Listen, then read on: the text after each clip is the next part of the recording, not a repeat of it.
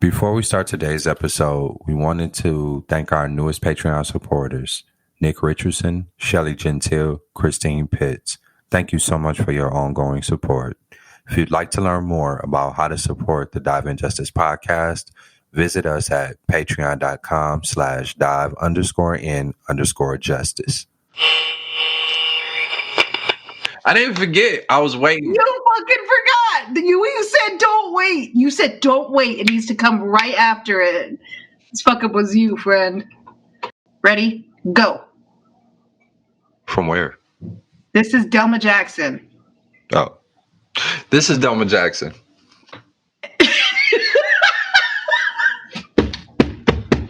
I'm ready.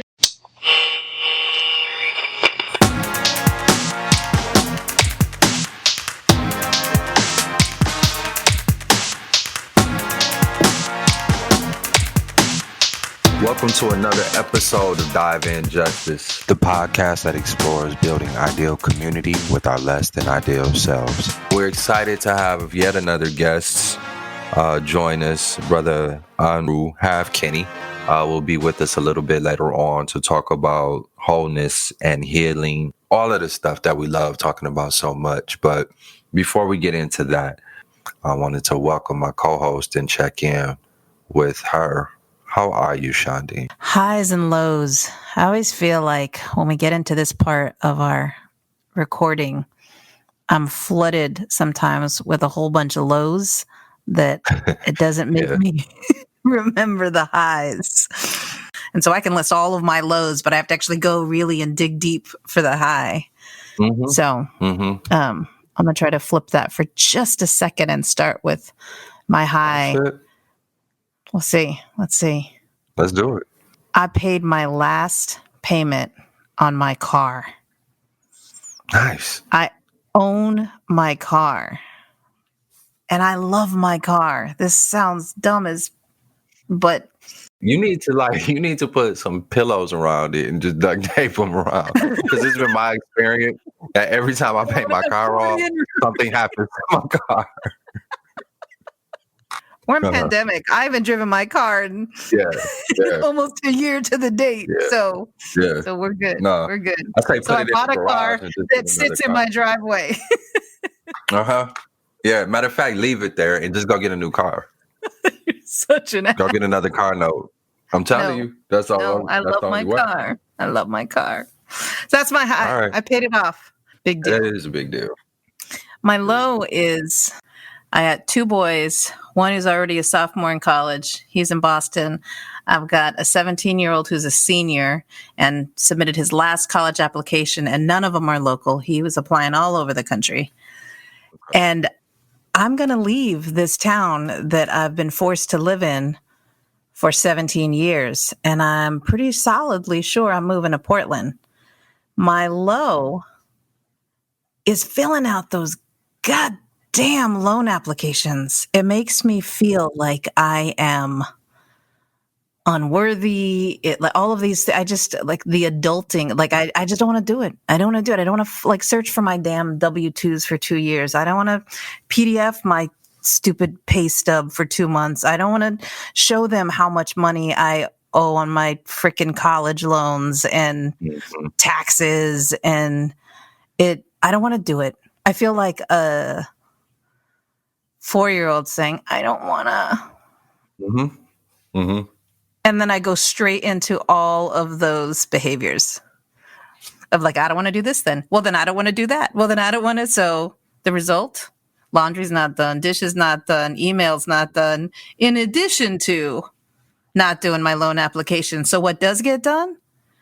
Netflix binging, Grubhub eating, Spotify playlist doing. Seriously, like I got shit to do, and I'm not doing it. So that's my low. What you got? I too have long struggled with executing the things, checking off the boxes, so to speak. And it feels like the more things I'm supposed to be doing, the more likely I am to spend time, looking at cat videos on Instagram and changing my profile picture on Facebook 20 times, trying to figure out which one is going to get the most likes from the most folks. I am struggling with that this week particularly was tough. I just felt like between work obligations, personal life stuff. It just felt hard. And my high is actually connected to that. My high is that I pushed through, checked 90% of the boxes. I put my head down, held my breath, dove in, got it done, came up for air, looked around, and saw that I was still treading, that I was still good, that the lights are still on in my home, the heat still works, etc. So I got something right. Your kids got fed, bills got paid, you earned your I didn't say paycheck. that. I didn't say that. You didn't say that your kids got fed. Some had to go. So all right. When we come back, we will introduce our guest for the day. Thank you for joining us, and we'll be right back.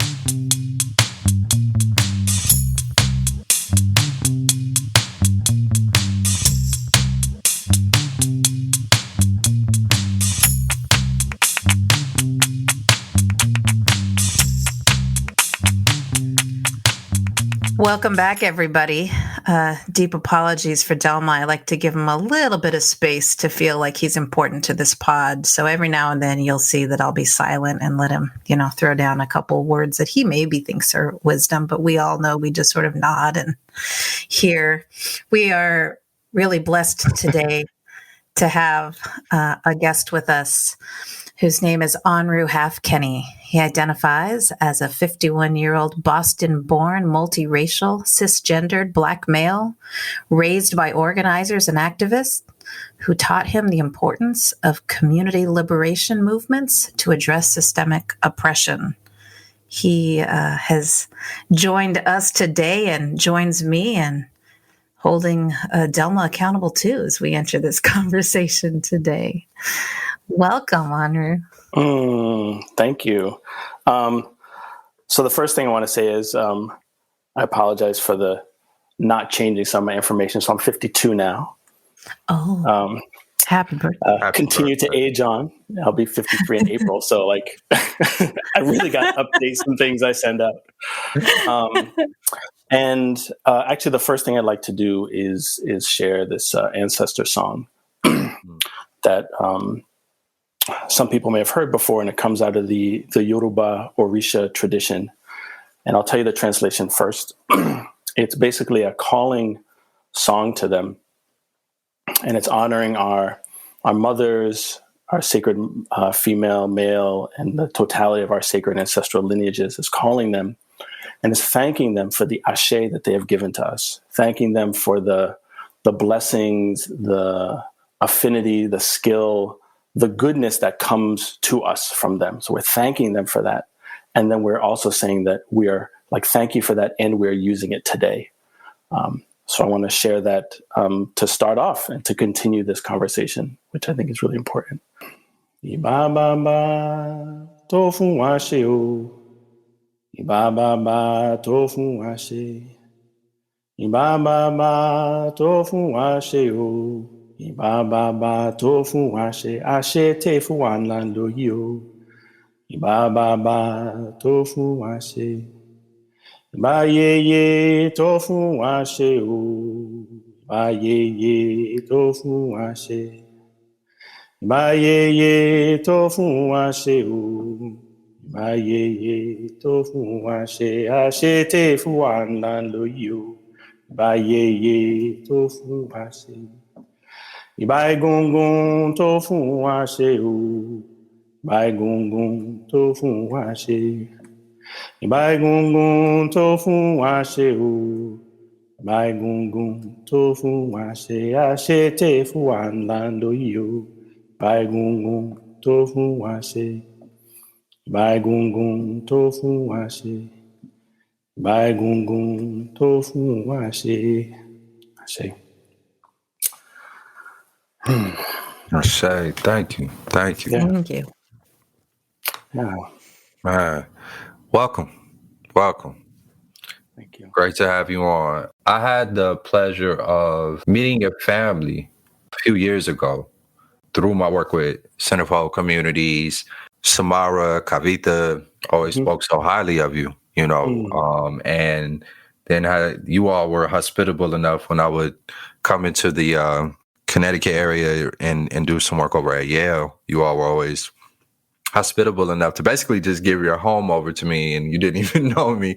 You all were often on vacay, I think, around the time that I would be coming into town. So I would just walk into this empty home and see all these family photos and all this beauty. It always felt good being in your space. Thank you.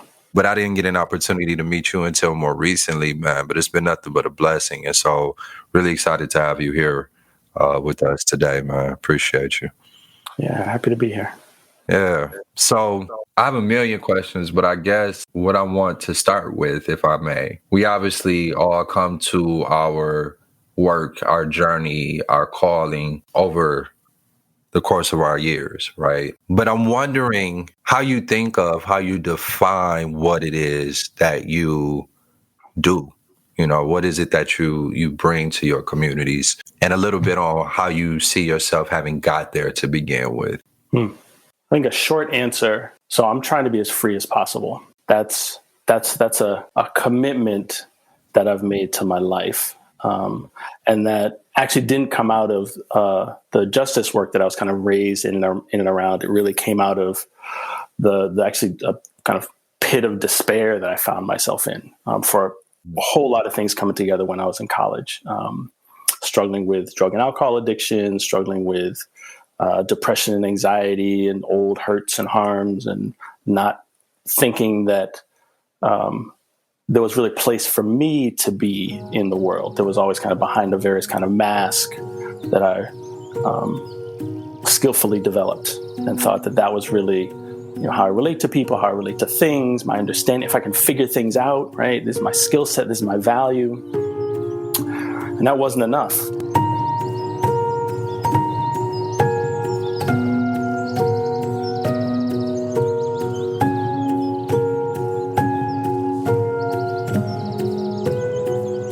So a couple things. So I'm a clinical social worker right now. I have a private practice. I'm a babalawo. I'm a priest in the Yoruba tradition. And I've been doing justice work for a long time. And I didn't have these spiritual traditions growing up. And so when I found myself in this place of hopelessness, all the science and math and figuring out and analysis and systems understanding and liberation didn't touch the place of meaning that I was longing for.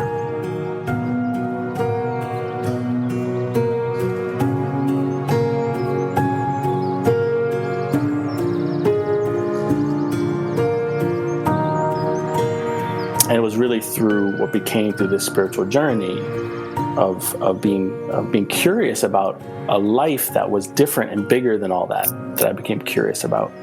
And it actually really emerged through my connection to the land and to earth and to nature, and then developing that through this connection with these seen and unseen forces, these sacred forces of my ancestors and the divine.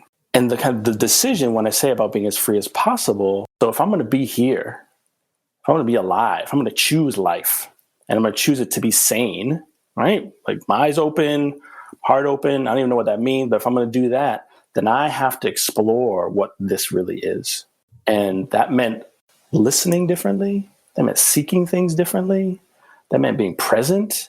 That meant developing skills and tools which I did not have. And there were many kind of routes that I did to come to this place, right? As I'm 52, right? And so we're looking at from this kind of happened, this kind of pivoting happened between 1989 and 1992, kind of all of that.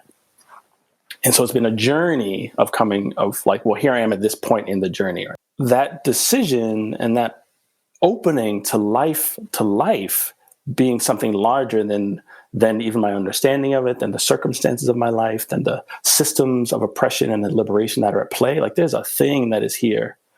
And it's been really critical for me to hold the relativity of what it means to be Black with I'm a human being. These are my people, right? My people are, African descent, indigenous from both Turtle Island, the wholeness of it, right? But what we call United States up to Nova Scotia, indigenous people there, as well as in Europe, in people who became Swedish, the people who became Irish, right? Those are my people.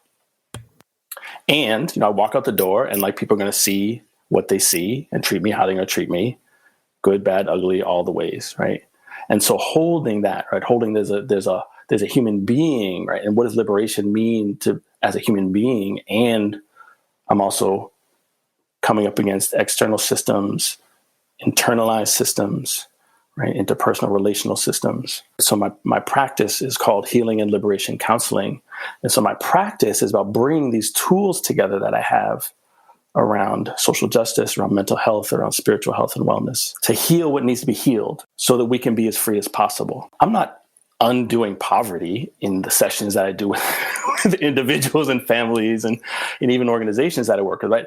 I can't do that, right? But helping people, become aware that like, wow, this system that creates and encourages poverty is traumatic and is affecting their lives, right? Having an awareness of that for some people is like, oh, you mean it's not just me and I'm bad and I just deserved and all that, right?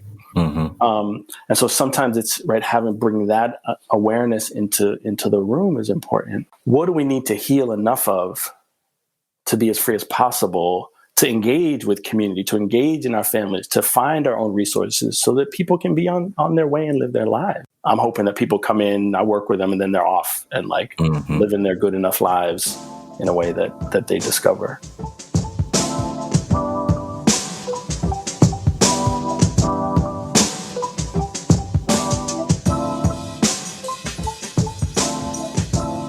Thank you for giving Dive In Justice a listen. We recognize that your time is the most valuable currency you have. If you're digging the pod, there are a couple things you could do to show your support. First, head over to your favorite podcast platform and leave us a review. It just takes a few seconds of your time, and every review helps us grow our listenership and broadens the conversations we can have together. The second thing you can do and should do is consider supporting the podcast by visiting our Patreon page at patreon.com/dive_in_justice.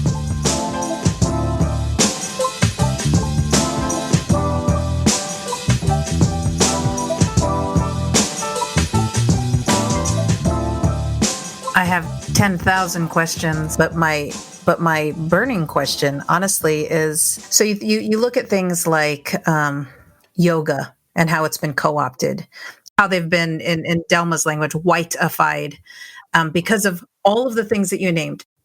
How do we save healing work from being whiteified, if you will? How do we stiff arm the oppressiveness of that internal and external oppression in a way that creates that avenue for that liberation that is so important that you talk about? It's a really good question. It's, this stuff around like cultural appropriation, right? We've internalized this, like, that feels good, so I can take it. It's in the marketplace. It's in a store. It's on Amazon. Look, I can get the things, right? And we're battling a system that has a life of its own, right? That's kind of generating itself to do that, to commodify things. And that's been the same machine from when kind of colonial powers landed on these shores. That kind of machine, right, had that kind of dehumanized, like, these are these others. These are the people who are not people. They're less than. I could just take that. And we're battling people who are so cut off from their own source of connection that they also don't know better.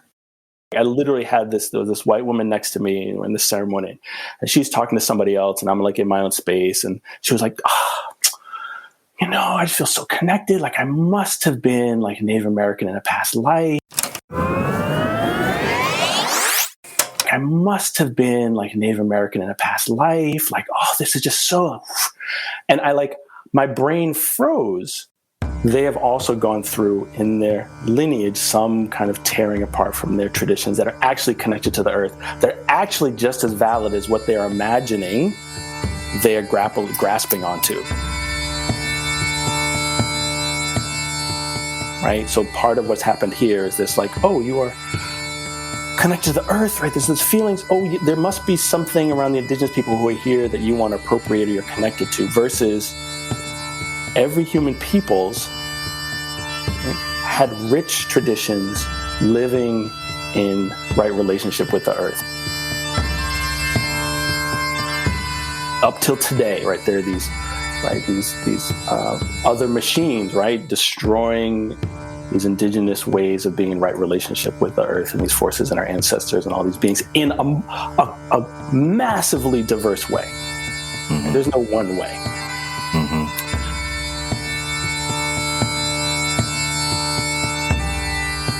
And so holding that complexity in the same way that when I work with people who've been traumatized and they cause harm, or they're traumatized and their thinking is distorted about how to get their needs met, I don't want to spend a lot of my energy focused on the fight against that. That fight is so juicy, right? It is like, ooh, I get to like tell you how wrong you are, and how the things, and like you referenced earlier, like, where's your heart in that? Like, where's my heart in that?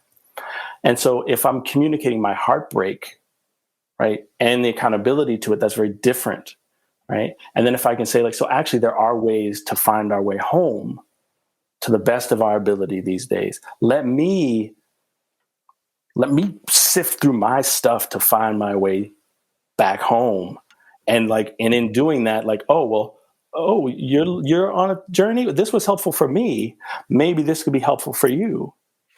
Right. It's that challenge to not center that, but actually hold true to the relationship of your journey while creating the conditions for others to go on theirs. What you said just resonated so much with the, like, how would that struggle of don't center that and stay true to something that's yours.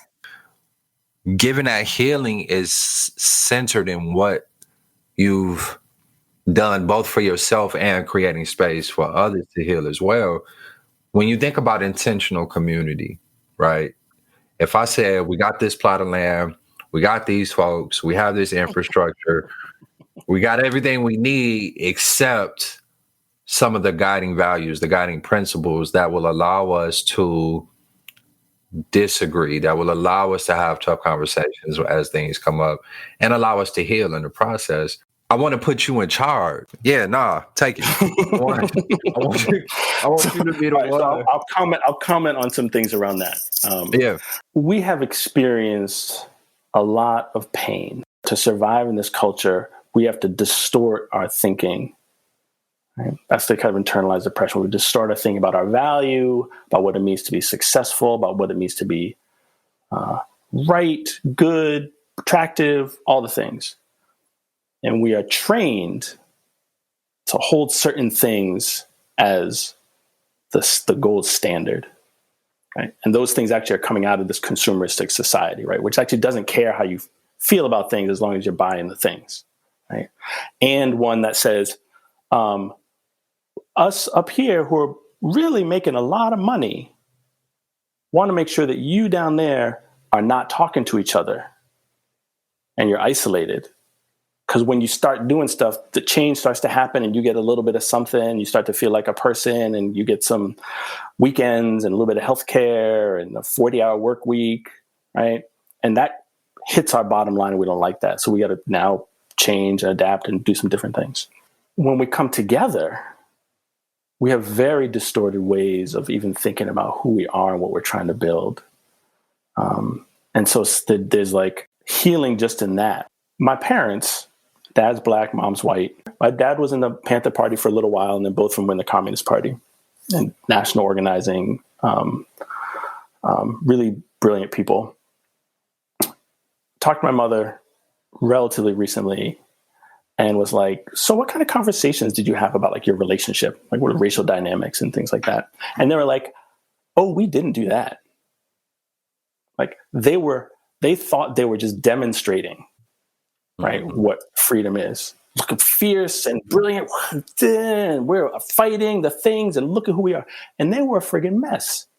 I mean, they did the best they could, right? And you know, there's what the healing resolution of all that has been, which is really true.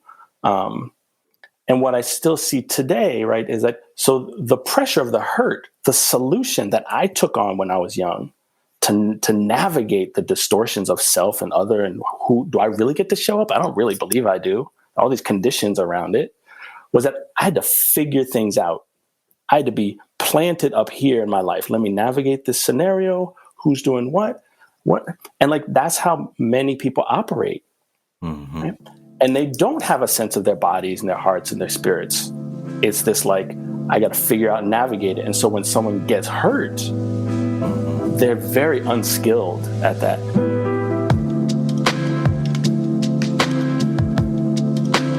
And something I want to mention in this, what comes out in this like call out culture today is a kind of also a distortion about trauma and my feelings also. Yes. Kind of a flip side. People talk about being triggered, right? A trigger is not something that leads to just strong feelings, right? It's not that you did something and I have strong feelings about it. That's not a trigger. A trigger is you do a thing and I'm lost in a story of a trauma. I talk to people about the difference between what is real and what is true. So I say, your feelings are real. Your actions that come out of them, your thoughts that come out of them, all that is 100% real. I can really come into this conversation thinking like, they hate me. They're just like happy just to be taking up airtime. They don't care what I'm saying. I could really feel that way, right? And I can start to behave that way. And it may not be true at all. Mm-hmm. And we're also in a culture of people languaging things so much that there's this thing around like my truth and your truth. And it's like, well, let's shift that a little bit because like you can really believe and you have this experience and you felt I was doing this, right? Yes. And it might not have been that.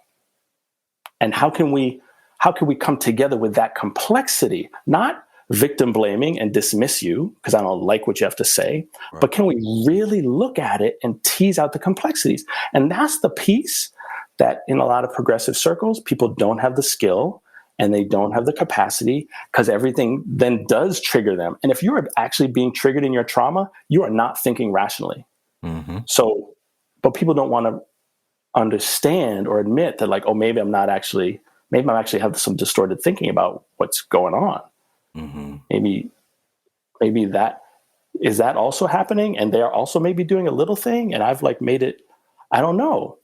But that's a piece because we're like so geared to this, I got to figure it out and I got to be right. And I know, and I got it and you're wrong, that there's very little space to like be people that aren't just actually triggering each other off. You triggered me and I'm going to escalate. And then that gets you scared because I'm this big black man. And now you did the thing. Oh, and now I'm triggered because you're this thing. And all of a sudden we're blowing things up and it's on fire because you didn't take the mail in.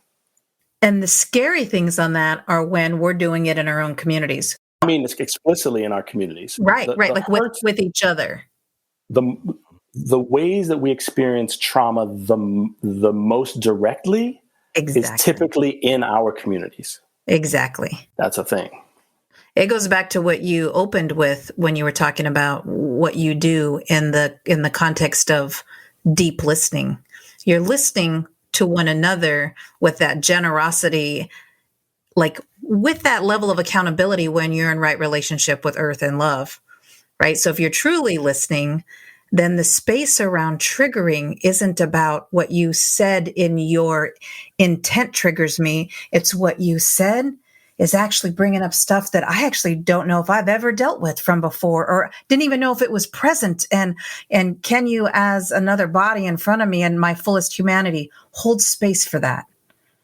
Can we hold space for one another toward that? But we can't, we like you say, either we use it as a self-righteous tool, or we use it as a, like, someone's hurt me, so I'm hurting you, as we use it as a hurting people hurt people versus healing people heal. Like, however we use it, we struggle to practice that, what you said at the beginning, which is, what does real deep listening mean?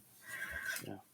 And it's Shadiin, say it again. Sorry. Yeah, no, I wasn't listening, and so I missed what you said. Shocker. Sorry about that. The fact that we're tight on time, and we would love to have you back again. We'll what you're saying.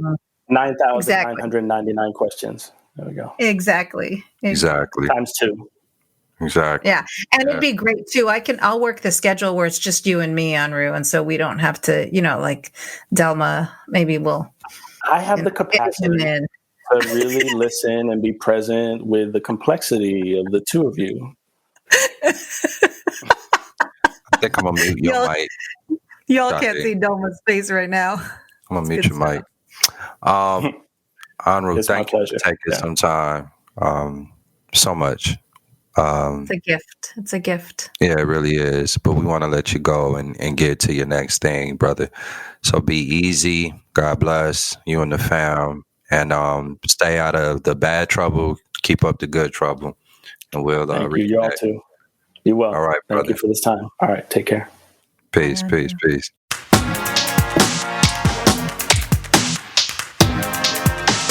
Dive In Justice is a co-production of the Center for Whole Communities and Shoreline Consulting. The Center for Whole Communities exists to build capacity at the individual, organizational, and community level to deepen awareness, embrace differences, and value relationships, thus making change possible. Shoreline Consulting co-constructs solutions and strategies that align with your goals and leverages the voices, perspectives, and wisdom of those who stand to benefit.